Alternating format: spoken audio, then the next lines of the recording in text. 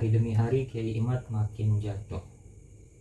Ya memang kebohongan itu meskipun nampaknya banyak yang mendukung, banyak yang berpihak kepada kebohongan,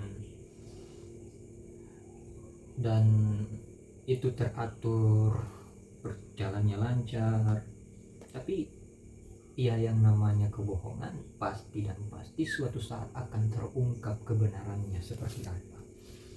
Gak ada tuh kebohongan yang lestari, abadi, gak ada. Apapun bentuknya, kalau itu kebohongan pasti akan terbongkar. Karena memang hakikat kebohongan itu busuk. Jadi dalam sebuah hadis diterangkan bahwa bau mulut orang yang berbohong itu lebih bau, lebih busuk daripada bangkai. Saking busuknya, itu malaikat sendiri akan menjauh sejauh 2 parit dari orang yang berbohong. Ukuran 2 paritnya itu seperti apa? Diriwayatkan bahwa ukuran 1 parit saja itu jaraknya seperti langit dan bumi. Nah, bagaimana kalau 2 parit? Berarti 2 kali daripada itu. Jadi malaikat itu akan menjauh sejauh-jauhnya dari orang yang suka berbohong. Kenapa menjauh? Karena bau mulut orang yang berbohong itu bagi para malaikat sangat busuk, lebih busuk daripada bangkai. Begitu. Jadi ya, sehebat apapun mereka berbohong, selicik apapun kebohongan yang mereka lakukan, pasti dan pasti suatu saat akan terungkap. Ya, contoh kasusnya yang terjadi pada Kimaid atau Imaduddin. Di sini satu persatu kebohongan dia mulai terkuak. Ternyata kitab yang dia agung-agungkan, yang dia bangga-banggakan dengan sangat sombong, itu adalah hasil copy paste dari kitab yang dikarang oleh ulama Wahabi.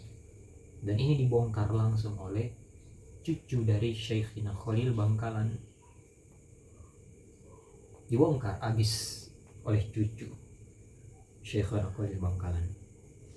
Jadi semua fatwa-fatwa yang ada di kitab yang menurut Kiai Imad itu adalah kitab hasil karangan dia, padahal nyatanya adalah hasil copy paste dari kitabnya ulama Wahabi yang diklaim oleh dia itu adalah kitabnya.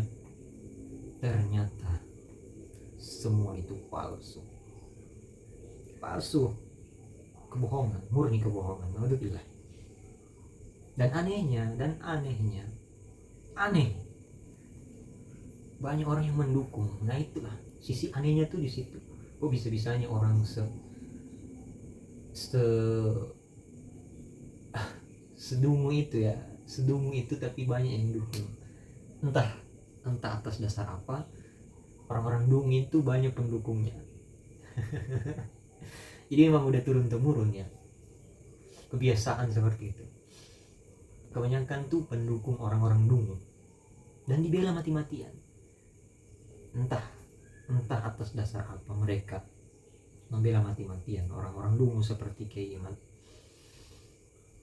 Dan tanpa ada rasa malunya ya, dia mengatakan bahwa itu hasil kitab karangan dia sendiri, padahal hasil copy paste dari kitabnya ulama Wahabi.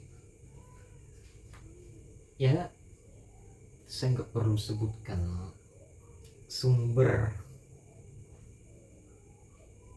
berita ini dari siapa, cuma yang jelas kitab yang digaungkan oleh Kiai Imad yang nggak bisa dibantah oleh ulama manapun, katanya itu adalah karya dia, padahal itu adalah copy paste. Ya, memalukan. Entah kalau saya yang kayak gitu itu sangat malu ya. Entah ditaruh di mana muka saya. Aduh, miris dah.